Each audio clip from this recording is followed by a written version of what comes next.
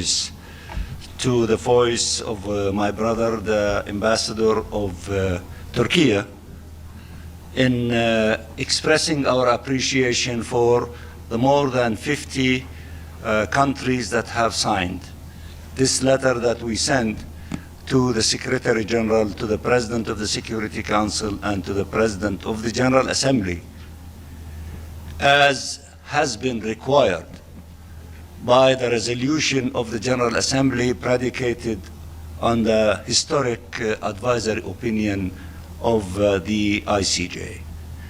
As we all know, the ICJ said that this illegal occupation has to be terminated as quickly as possible. The General Assembly said that means in 12 months. So if we want to end this occupation, then therefore countries should not be given the tools to extend the life of this illegal occupation, such as weapons, to allow it to continue doing what they are doing against the Palestinian people living under occupation, and even beyond, such as the case in Lebanon. So therefore, this is a concrete and an important step responding to what the General Assembly asked for by a large number of countries.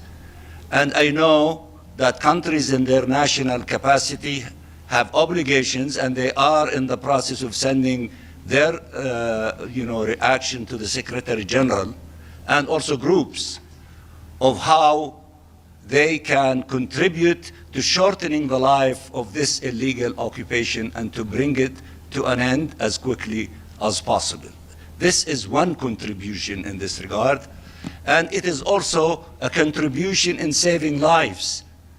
We need a ceasefire immediately. We've been calling for a ceasefire from the first day of this aggression to save lives, and the longer this war, this aggression to continue, more lives we lose, more Palestinian lives, and we lost so far close to 45,000 lives.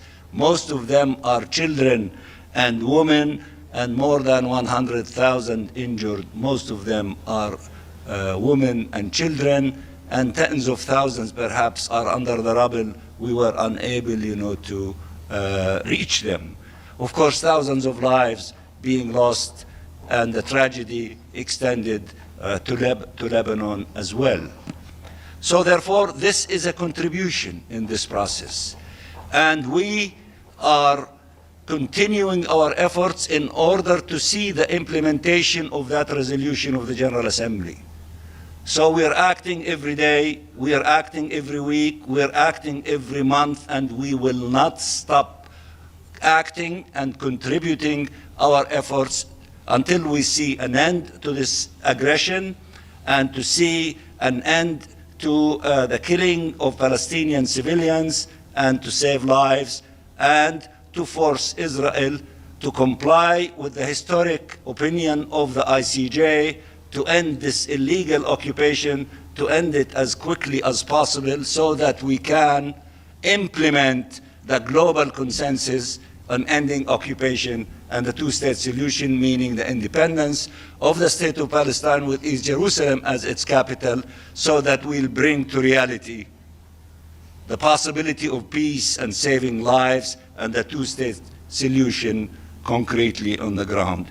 We will keep knocking on the door of the Security Council. I know as we speak, they are discussing ideas and proposals for calling for an immediate ceasefire and other needed things, especially sending humanitarian assistance to our people in the Gaza Strip, and specifically in the northern part of the Gaza Strip, and to stop this genocide within genocide, because there are 370,000 Palestinian civilians in the northern part of Gaza under the threat of being either killed under the bombs or starved to death. They suspended the second inoculation of polio because WHO was not allowed to send, the inoculations and the teams to conduct it, and the Palestinian people in the north, who have been pushed forced to move from one location to the other location in the north. There is no safe place in the Gaza Strip, and definitely no safe place in the north to allow the humanitarian heroes to conduct the inoculation, the second inoculation against polio for our children. This is the reality that we are facing. We had a great day yesterday in the General Assembly defending UNRWA. We have a large coalition of more than 125 countries in the defense of UNRWA. We had a meeting. Commissioner General Lazzarini briefed us. There is danger of destroying UNRWA. Israel is putting in place and legislated illegal measures against UNRWA. And although fictitiously they said it will come into place 3 months from now, they are already implementing it by denying UNRWA internationals to receive visas.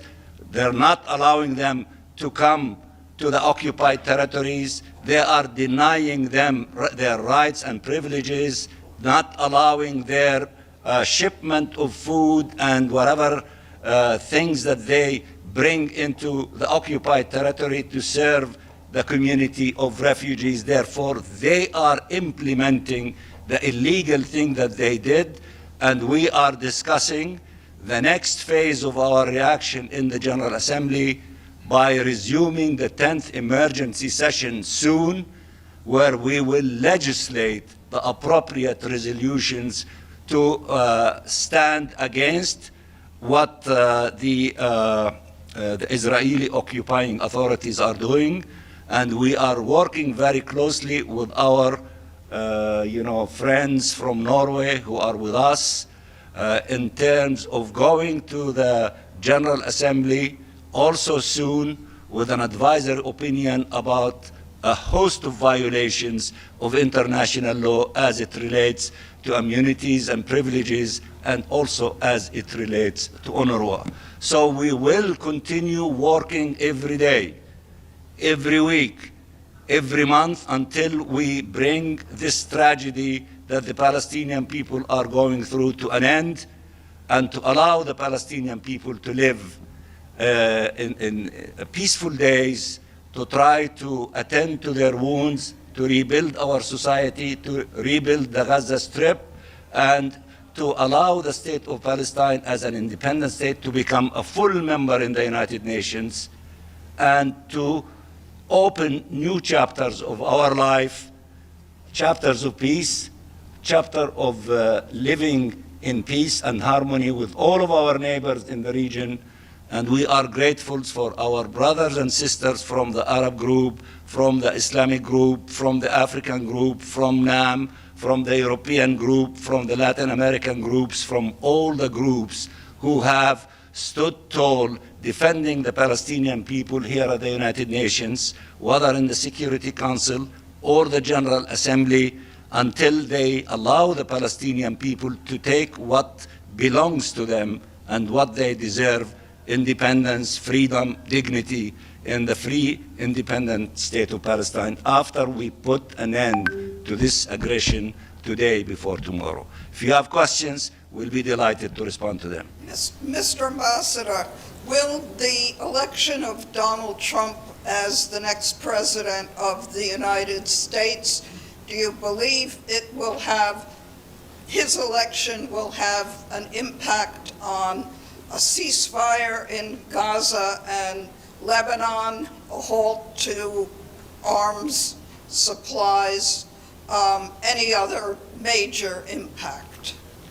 We are working with the current administration and all members of the Security Council and the General Assembly for the objective of a ceasefire in Palestine, in the Gaza Strip, in Lebanon. We do not need escalation in our region. We need a ceasefire. We need to put an end to this explosive situation.